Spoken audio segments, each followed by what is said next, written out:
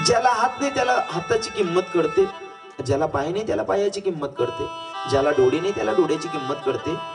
घरात दोन तरुण पोरी आहे, घरामध्ये पैसे नाही, त्या बापाला कळते पैशाची किंमत. अरण्यात माणूस अडकलाय 2-2 किलोमीटर अंतरावर, पाण्याचा थारा नाही या, त्या माणसाला विचारा पाण्याची किंमत काय असते. तसं ज्याला मायेच नाही ना, ज्याला मायेच नाही अशा लेकराकडे जाऊन त्या लेकराला विचारा दादा माय काय असते, तर तो पोरगा आपल्याला सांगतो दादा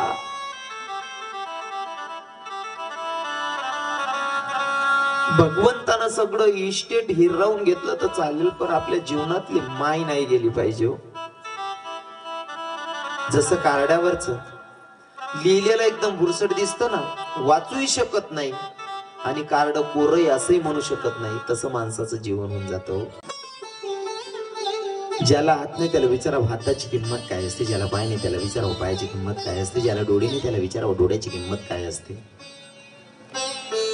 तसं ज्याला मायच नाही ना त्याला विचारा माय नसल्यावर जीवन कसं वाटते. दादा असा एखादा मुलगा बघा त्याच्या जवळ जातो, तुम्हाला एकच सांगेल महाराज काका दादा पैसे कमवणं हातात आहे, खूप पैसे कमवू शकतो माणूस, पण मायबाप गेल्याच्या नंतर त्यांना रिटर्न माघारी फिरवू शकत नाही. 5 वर्षाचा रोहिदास मायसाठी रडतोय. बाप म्हणत होता बेटा रडू नको रे, तू जर तुझ्या मायसोबत गेला तर आपले पैसे कमी पडतील ना. स्वर्ण मुद्रे द्यायचे बेटा, 1000 स्वर्ण मुद्रे द्यायचे आहेत, आणि जर का तू तसाच चालला गेला तर तुझी किंमत नाही भेटणार. वाडा मायसाठी नको रे रडू. 5 वर्षाचं पोरग म्हणतंय बाबा मायसोबत जाण्यासाठी नाही रडत, तुमचा शब्दही खोटा ठरू देत नाही बाबा, मी मायसाठी नाही रडत, मायच्या सोबत जाण्यासाठी नाही रडत हो. माय चालली, मला मायचं कधी दर्शन होते, मायचं कधी दर्शन होतंय म्हणून रडतोय हो बाबा. किती वर्षाचं पोरग काका बाबा, किती वर्षाचं पोरग? 5 वर्षाच्या पोराला माय घडली. इथं 30-30, 35-35 वर्षाचे पोरं माय बापांना घरातून बाहेर काढतात. किती मोठी शोकांतिका आहे दादा. जीवनामध्ये निस्वार्थ प्रेम करणारी 2च व्यक्ती असतात, एक तो बाप असतो, माय असते, आणि त्यांच्यानंतर प्रेम करणारी व्यक्ती म्हणजे मुलगी असेल, बहीण असेल. मग सगळे स्वार्थापोटी प्रेम करणारे असतात हो. आईबापची जागा कोणी घेऊ शकत नाही.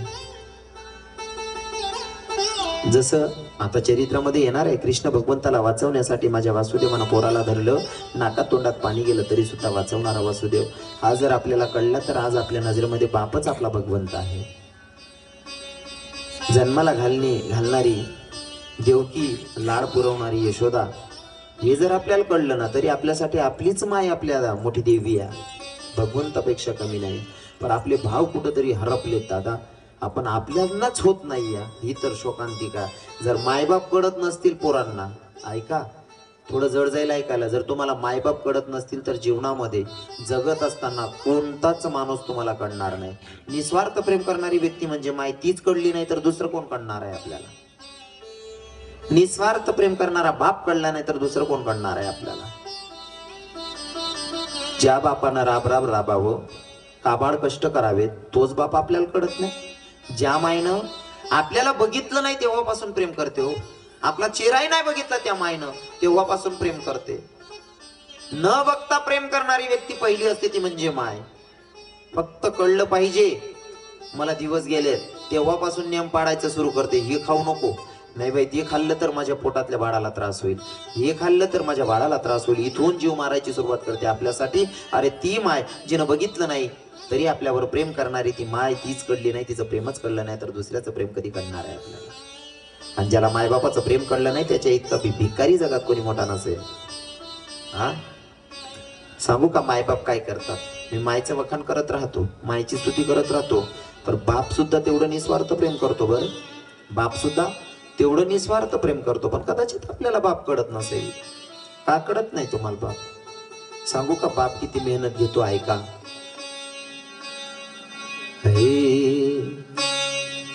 माझ्या डोळ्यातली आसव, माझ्या डोळ्यातली आसव कोणी मायेनं पुसताना, माझ्या डोळ्यातली आसव कोणी मायेनं पुसताना उरी उंद कदाट तोया गोष्ट बापाची सांगताना उरी उंद कदाट तोया गोष्ट बापाची सांगताना मला कसस होतया मला कसस होतया कोणी बाबा म्हणताना मला कसस होतया कोणी बाबा म्हणताना उरी उंद का दाटतोया गोष्ट बापाची सांगताना उरी उंद का दाटतोया गोष्ट बापाची सांगताना त्याच्या फाटक्या सदऱ्याला कशी ठिगड जोडल्याली उभ्या आयुष्याला त्यानं कशी कातर लावल्याली त्याच्या फाटक्या सदऱ्याला कशी ठिगड पडल्याली उभ्या आयुष्याला त्यानं कशी कातर लावल्याली माझ्या जिंदगीच त्यानं असं भविष्य लिहिताना माझ्या जिंदगीच त्यानं असं भविष्य लिहिताना उरी उंद का दाटतोया गोष्ट बापाची सांगताना उरी उंद का दाटतोया गोष्ट बापाची सांगताना कधी कळणार आहे त्याचं दुःख आपल्याला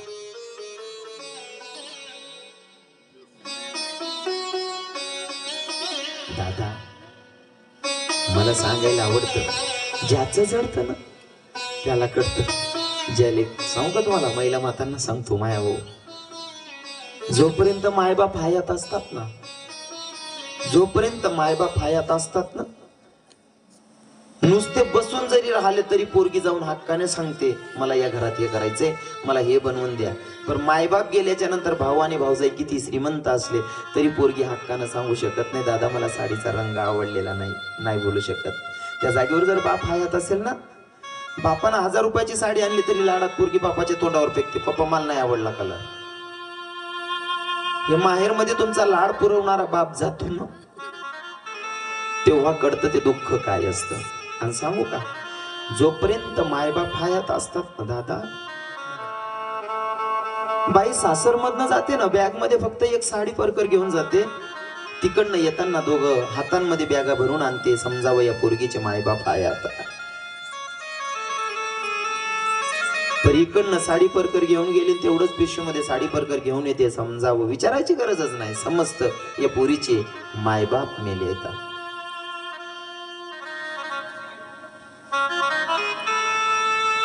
जोपर्यंत मायबाप असतात ना दादा तोपर्यंत सगळा लाड पुरवला जातो सगळ्या अपेक्षा सगळ्या इच्छा पूर्ण होतात पण जेव्हा हे सगळं हे दोघं चालले जातात ना हे गेले म्हणजे आपली श्रीमंतीच गेली माहेरची हो श्रीमंतीच गेली किती श्रीमंत भाऊ असला तरी भाऊजाईच्या पुढे बाईला एवढा रागरुसवा करता येत नाही जेवढा आपण मायबापांच्या जवळ करू शकतो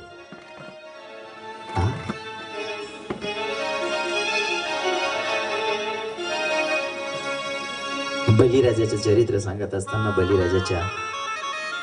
हरिश्चंद्र राजाचे चरित्र सांगत होतो हरिश्चंद्र राजाचा 5 वर्षाचा मुलगा माईला बघून रडत होता बापाला सांगतो बाबा गप्प बसणारे वातावरण खराब करायचं काम करतात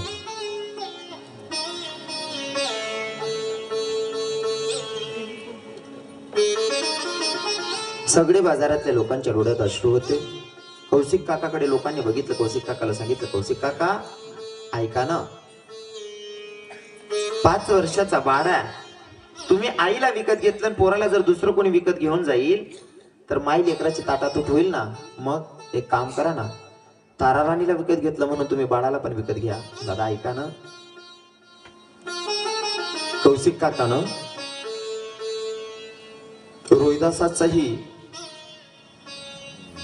रोहिदासाची रक्कम दिली आणि रोहिदासाची सोडवणूक करून घेतली रोहिदासाला घेऊन जात आहे रोहिदासाला सांगितलं बेटा तुला फक्त काय करायचंय देवपूजेसाठी रोज सकाळ संध्याकाळ दुर्वा फुलं आणायची येतात.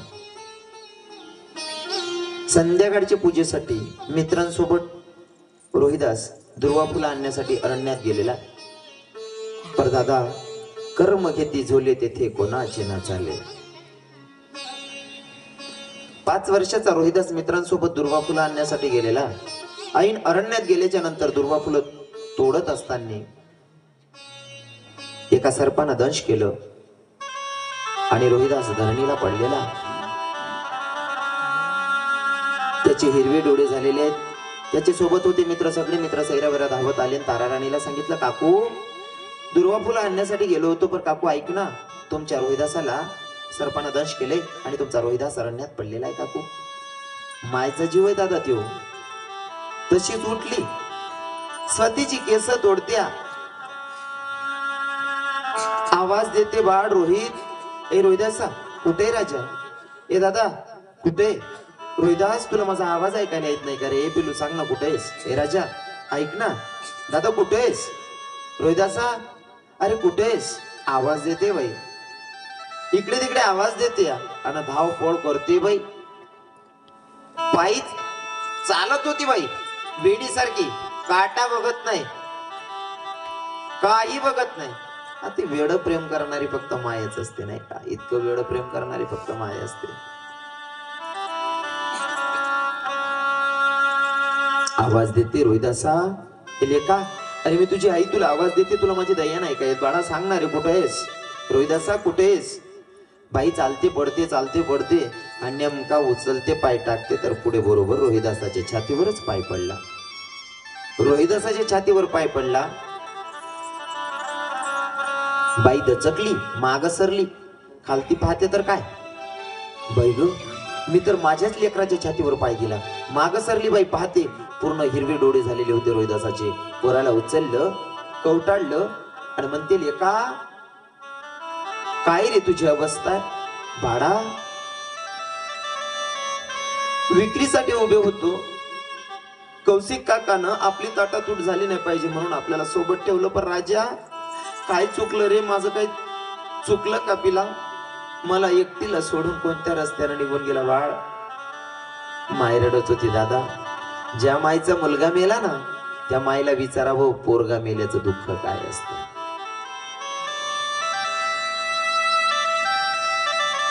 माझं नेहमीच वाक्य, ज्याचं जडतं ना, ज्याचं जडतं त्यालाच कळतं, इतरांना नाही कळतं. ज्या मायचा मुलगा गेलाय तरुण, त्या माईला विचारा मुलगा गेल्याचं दुःख काय असतं, ती माय काय रडते. हो ऐका ना दादा, त्याच्यानंतर कोणी थांबत नाही, हे जरी सत्य आहे, पण गेलेल्या व्यक्तीची जागा भरणारा दुसरा व्यक्ती कोणी भेटत नाही. बरोबर आहे की नाही? मला ह्या गोष्टी अंतकरणापासून मांडायला आवडतात, कारण भगवंत तर सगळ्यांना कळतोय. नास्तिक सुद्धा जाता जाता मंदिराच्या कडे मान खाली झुकवतो. दादा आहे ते रिलेशन टिकवणं खूप महत्वाचं आहे रे. एखाद्या बहिणीचा भाऊ गेला, सांगू का तुम्हाला, आजूबाजूच्या सगळ्या बहिणींना भाऊ जेव्हा रक्षाबंधनला घ्यायला येतात ना आणि एखाद्या बहिणीचा भाऊच आलेला नसतो, गल्लीतल्या बाया सांगतात, ताई आम्ही चाललो, तुम्हाला घ्यायला कोणी आलं नाही का? बाई म्हणते, नाही ग बाई, माझा दादा कामात आहे, तो नाही आला.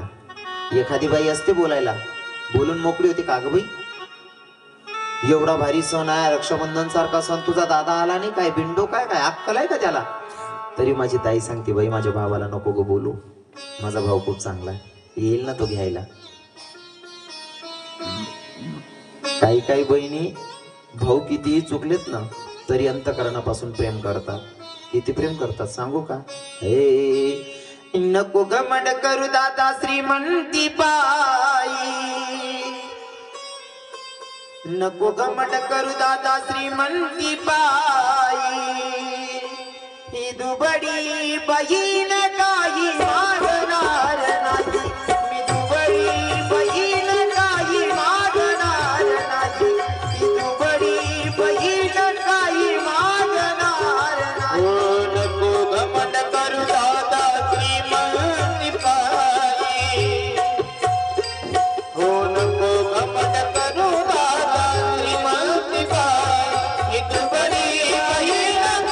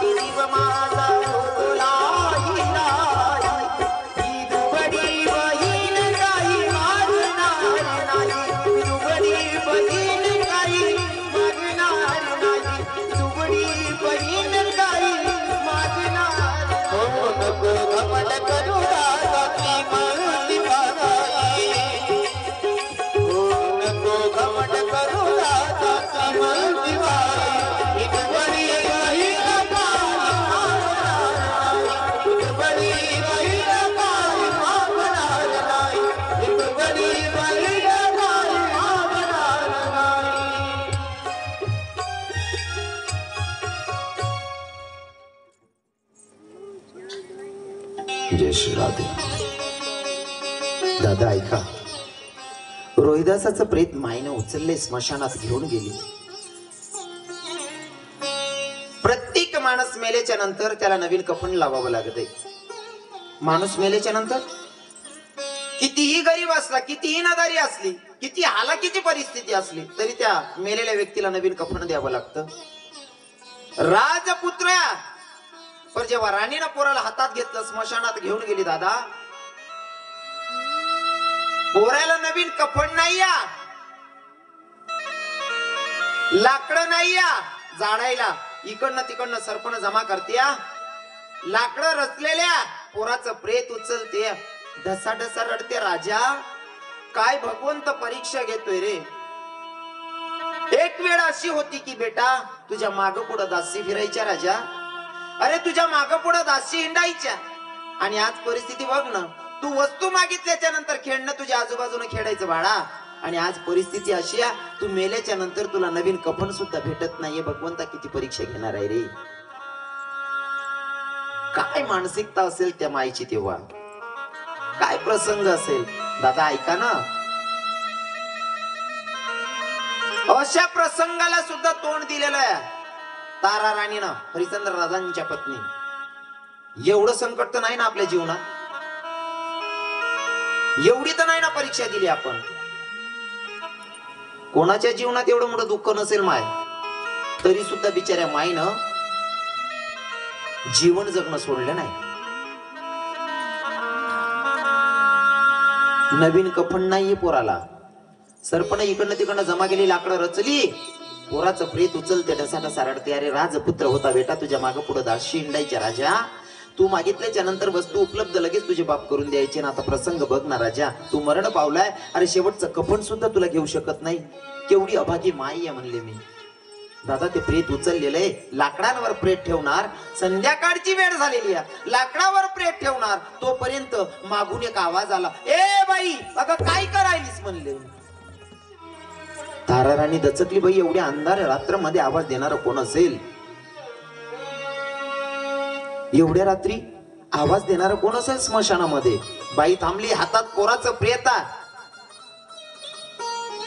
आवाज देणारा व्यक्ती समोर येऊन उभा आहे, पण रात्र होती, अंधारी, काळोख होत, येणार कोण असेल बाईला कळलं नाही. पर दादा वीज कडाळली, वीज कडाळली, त्या विजेच्या उजळमुळे थोडा चेहरा दिसला, बाईच्या लक्षात आलं, बाई आवाज देणारा व्यक्ती दुसरा तिसरा कोणी नाही, माझा पती आहे हरिश्चंद्र राजा. आणि त्या उजळमध्ये हरिश्चंद्र राजानं सुद्धा बघितलं, प्रेत आणणारी बाई दुसरी तिसरी कोणी नाही, माझी पत्नी तारा राणी. दोघांची नजरानजर झाली, बाईनं प्रेत खाली ठेवलं. बघा बाईच्या जीवनामध्ये किती मोठं दुःख आलं ना, जर पती सोबत असेल ना तर बाई त्या दुःखाला तोंड द्यायला अजिबात घाबरत नाही, शकत नाही. पण माझा पती माझ्या डोळ्याच्या समोर आहे, आता हे दुःख मी माझ्या पतीच्या गळ्यात पडून रडेल आणि माझं दुःख व्यक्त करेल. म्हणून बाईनं पोराचं प्रेत ठेवलं. पती देवाकडे 4 पाऊल जाते, पतीच्या गळ्याला आलिंगन देईल आणि खूप रडेल, धनी आपला राजपुत्र आपल्याला सोडून गेलाय. प्रसंग बघा, त्यानं एक वस्तू मागितल्याच्या नंतर तुम्ही 4 वस्तू आणून द्यायची, पण आपला मुलगा मेल्याच्या नंतर आपण त्याला नवीन कपडे घेऊ शकत नाही. हे दुःख व्यक्त करायचं होतं, पतिदेवाच्या गळ्यात पडून रडायचं होतं. तर हरिश्चंद्र राजा जेव्हा तारा राणी जातो ते हरिश्चंद्र राजाच्या गळ्यात पडेल आणि रडेल, दुःख व्यक्त करेल. पण हरिश्चंद्र राजा 4 पाऊल मागे सरले आणि तारा राणीला सांगितलं, तारा मला हात नको लावूस. बाई पुन्हा रडायला लागली, बाळ मेले, त्याला कपड घेऊ शकत नाही, माझा पती माझ्या डोळ्याच्या समोर आहे, त्याच्या गळ्यात आलिंगन देऊ शकत नाही, माझ्या इतकी अभागी कोण असेल.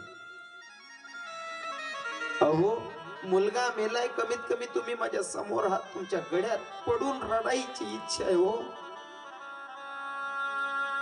हरिश्चंद्र राजा सांगतो, तारा तुझं दुःख मला कळतंय ग, पण तू मला स्पर्श नको करू का. तारा तू जर मला स्पर्श केला ना तू अपवित्र होशील. कावधनी तारा, ज्या बाजारामध्ये आपण विक्रीला उभे होतो ना, तुला विकत घेणारा कौशिक नावाचा ब्राह्मण होता, रोहिदासाला विकत घेणारा कौशिक नावाचा ब्राह्मण होता. पण तारा ऐक ना, मला विकत घेतलं एका डोंब्या महारानं, आणि त्या महारानं मला ड्युटी लावली स्मशानाची राखण करणं. तारा स्मशानाची राखण करतोय तारा, आणि राखण करत असताना इथे नियम आहे काय, प्रेत जाळल्याच्या नंतर 1.25 गज कपडा आणि 1.25 शेर तांदूळ घेतो आम्ही प्रेत जाणणाऱ्यांकडनं. तारा 1.25 गज कपडा आणि 1.25 शेर तांदूळ घेतो. परिस्थिती अशी आहे, मुलगा माझा मेला, काय सांगावं सुचत नाही या. 1.25 गज कपडा ज्या प्रेताला जाडायला येतात त्यांच्याकडनं 1.25 गज कपडा घेतो आणि तो कपडा माझ्या मालकाला देतो आणि 1.25 शेर तांदूळ मी घेतो. तारा 1.25 शेर तांदूळ दुसरं प्रेत येईपर्यंत तो 1.25 शेर तांदूळ खातो. तारा तोपर्यंत मध्ये मला अन्न भेटत नाही. जर 15 दिवसाच्या नंतर महिनाभर जरी प्रेत आलं नाही तरी 1.25 शेर तांदूळ तेवढाच पुरवावा लागतो. तारा पण ऐक ना, प्रेत जाडायला आलीये तारा, तू माझी बायको या, पर तुला विकत घेतलं कौशिक नावाच्या ब्राह्मणानं आणि मला विकत घेतलंय डोंब्या महारानं. मला ड्युटी लावली स्मशानाची राखण करणं. पर तारा ऐक ना, माझा मुलगा मेलाय म्हणून दुसरं प्रेत येईपर्यंत मी उपवाशी राहू शकतो. तारा मुलगा मेला